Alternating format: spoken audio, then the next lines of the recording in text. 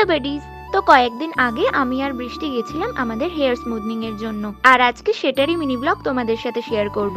যখন দাদার বিয়ে ঠিক হয়েছিল তার পরপরই আমি আর বৃষ্টি ঠিক করেছিলাম যে বিয়ের আগে আমরা দুজন হেয়ার স্মুথনিং করাবো। কিন্তু মিডল ক্লাস ফ্যামিলিতে বিলং করে নিজেদের এই বড় লোকি ইচ্ছেগুলোকে পূরণ করার জন্য মা বাবার কাছ থেকে টাকা নেওয়ার ইচ্ছা আমাদের কারোরই ছিল না।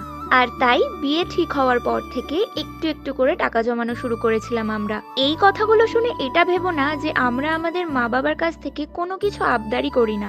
আবদার তো করি, কিন্তু বড় হওয়ার সাথে সাথে আমরা এটুকু তো সবাই বুঝে যাই যে আবদারটাও একটু বুঝে করতে হয়। তবে আমাদের এই ছোট ছোট বুঝতে শেখাগুলো আর একটু একটু করে বড় হয়ে ওঠাগুলো কেমন করে যেন আমাদের মা বাবারা টের পেয়েই যায়। তাই স্মুথনিং এর পর বাবা আমাকে বলেছিল, তোর শ্যাম্পু আর যা যা লাগবে আমাকে লিস্ট করে দে, আমি অনেক ডিসকাউন্টে এনে দেবো। তো শ্যাম্পু, মাস্ক আর সিরাম আমাকে বাবাই এনে দিয়েছিল। আর এই হলো আমাদের স্মুথনিং করার পর ফাইনাল লুক।